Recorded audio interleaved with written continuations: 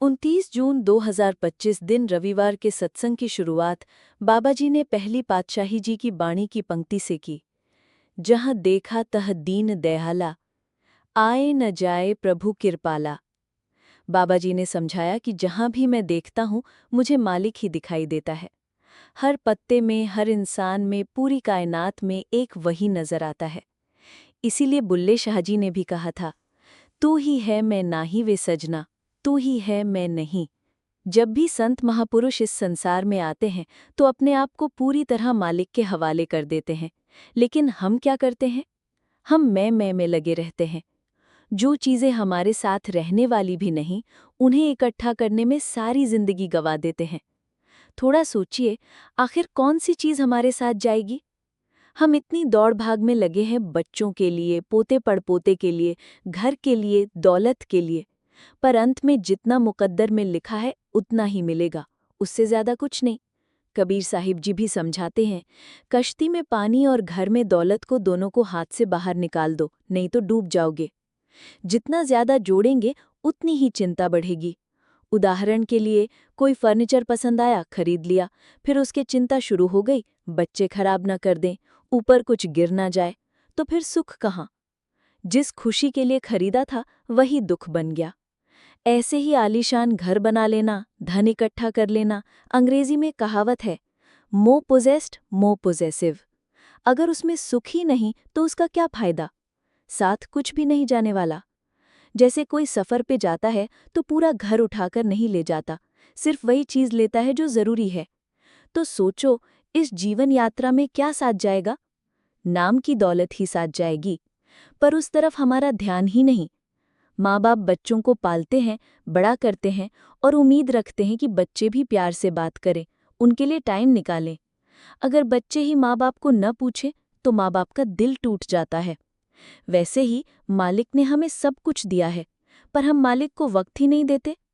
सोचो, अगर हमारे घर कोई मेहमान आए और हमें पहचानने से ही इनकार कर दें तो हम क्या करेंगे? उसे बाहर निकाल देंगे ना? वैसे ही मालिक ने हमें इस धरती पर भेजा है, पर हम मालिक को याद ही नहीं करते, उसका शुक्रिया तक नहीं करते। पहली पातशाही एक बार मर्दाने के साथ यात्रा कर रहे थे। रास्ते में एक गांव आया, वहां एक कब्रिस्तान था जिसने लोगों की उम्र लिखी थी। किसी की 1 साल, किसी की 2 साल, किसी की 4 साल। मर्दाने ने गांव वालों से पूछा, भाई, यहाँ लोग इतनी छोटी उम्र में मर जाते हैं? गांव वालों ने जवाब दिया, नहीं भाई, असल में हम इंसान की उम्र उतनी ही गिनते हैं जितनी उसने मालिक की याद में लगाई हो। भले शरीर 60-70 साल जिए, पर मालिक की भक्ति में जितनी जिंदगी बीती वही असली उम्र मानी जाती है। सोचो, जब आखिर में हिसाब होगा तो लिखा जाएगा कि कितना समय मालिक की याद में बिताया, तो हमारी उम्र कितनी गिनी जाएगी? जरा अपने आप से पूछो। हमें सब कुछ पता है, पर मन के अधीन होने के कारण असली काम के लिए टाइम ही नहीं निकालते। हम जहां भी जाते हैं कुछ ना कुछ साथ लेकर जाते हैं, पर जब गुरु के पास जाते हैं क्या ले जाते हैं? मालिक की दी हुई चीज तो वापस देने की जरूरत नहीं, उसके सामने तो अपनी मैं मेरी ही रखनी है, अपना अहंकार ही छोड़ना है। मालिक हमसे यही चाहता है। दिन 5, 10, 15 मिनट से शुरुआत करके 2.5 घंटे तक पहुंचना है। अंग्रेजी में कहावत है, every penny makes a pound. बूंद बूंद से घड़ा भरता है, पर हम तो थोड़ा सा वक्त भी उसकी याद में नहीं निकाल पाते। हमें तो असल में तो पूरी जिंदगी उसी के नाम करनी है। नाम की दौलत मालिक ने दी, अब नाम की कमाई हमें करनी है। यही असली पूंजी है। हर काम में टाइम और ध्यान लगाना पड़ता है, भले कप चाय ही क्यों ना बनानी हो। पानी, दूध, पत्ती, सबका ध्यान रखते हैं। तो सोचो, परमार्थ क्या इतनी आसान होगी? वो भी तो वक्त और ध्यान मांगती है। हजूर ने 40 साल हमें क्या समझाया? उसी को करना है। सिर्फ सत्संग सुन लेने से, कह देने से कि मैंने इतने दर्शन कर लिए, इतने सत्संग सुन लिए, कुछ नहीं होगा। अगर मालिक देना चाहे तो 7 समंदर पार बैठे को भी दे देगा। अगर ना देना चाहे तो सामने बैठे को भी नहीं देगा।